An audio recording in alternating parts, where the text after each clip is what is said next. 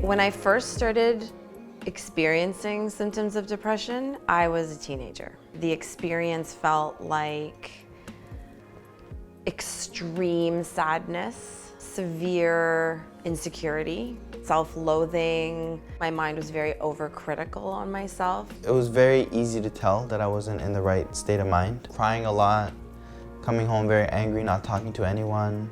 I felt like I was in a fight or flight mode where I had to run away.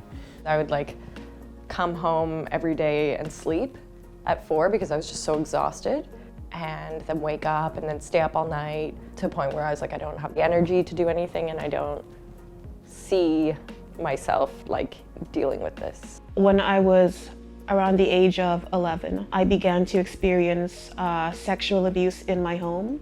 I think the trauma combined with just my natural tendency to isolate created a storm, really, and that's what got the depression going. I was very impulsive. I would get in fights. I'm always angry. I'm always having these negative thoughts about myself, like I don't want to be around anymore. So when I was 30 years old, I decided I need to maybe get some help. And the thing is, it's so hard to be honest and open when you're actually in that place. It's really easy to scare people that care about you if you tell them what you're actually feeling and experiencing. What I did was I had to find the right therapist for me, psychologist for me, to learn more about what was wrong with me. I started understanding more about what depression is, what suicidal ideation is. Yeah, a lot of people suffer from it. I didn't know that. I thought I was the only one sometimes in the entire world. I'm the only big brother that suffers from this, but no, that's not true. So they gave me so much knowledge. I had trouble talking about my experiences. Gradually, I did begin to open up more, talk to my doctors. It was difficult for me to start that transition into believing that, okay, it's not me, it's my mental health.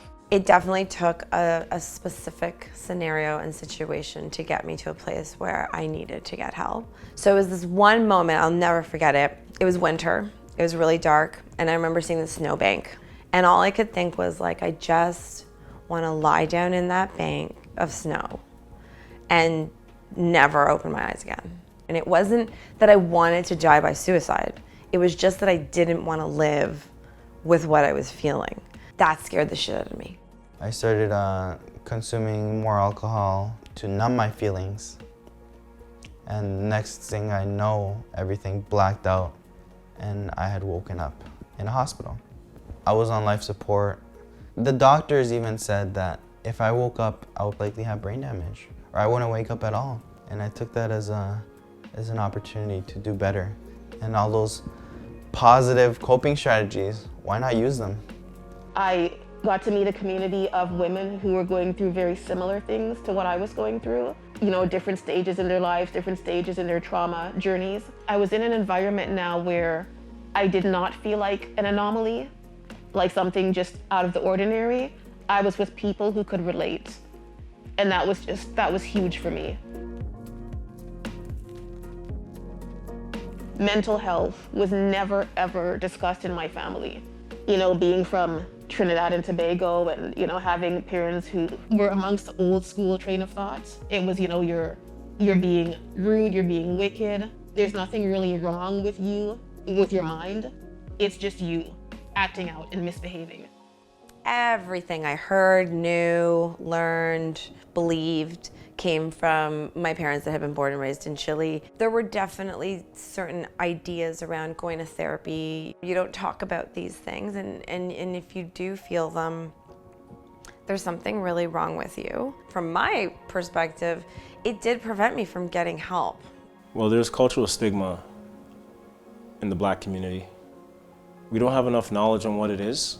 See, I didn't think anything was wrong with me for years. I thought it was just, I'm in some pain, but I'm a man, right?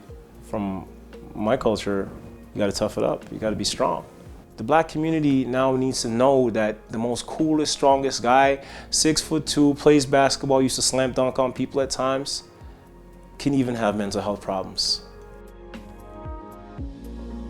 It's amazing the difference that having so many coping strategies have had, the impact that learning about what's happening in my brain, understanding what's a symptom and what's the illness talking. These symptoms are not necessarily truthful or you can get treatment and it can be managed, and that it doesn't have to take over your life forever.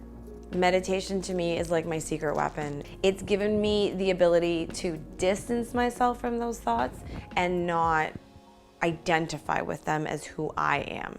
You have to take care of yourself and whatever that looks like, and some days for me it is lying in bed all day. I find when you judge yourself or judge the experience as like bad, then it makes it worse. Even if I do have to be on medication for the rest of my life, so be it, because it's allowing me to have a life, really, to work, to socialize, to be independent. That's how I see my future, is that it will involve medication and possibly counseling, but that it's going to be manageable. I still have anger problems now, but I know how to cope with my anger a lot better because I got to learn something called CBT, which is cognitive behavioral therapy. And I've also learned dialectical behavioral therapy skills. I know how to communicate a lot better with people now instead of being very impulsive and just slashing out. I do a lot of CBT. I do exposure, which is essentially getting out of my house and not being trapped in my room. I try to maintain a balance so I can stay happy, because I am happy. I can truly say that I'm happy, especially thinking about my previous state. I've come a long way, yeah. Depression also, I now understand, it connects me to all of my feelings and emotions. So not just the positive, but also the negative. And so being able to feel it all and be okay with that and not hate myself for it, that came from living with depression for all these years.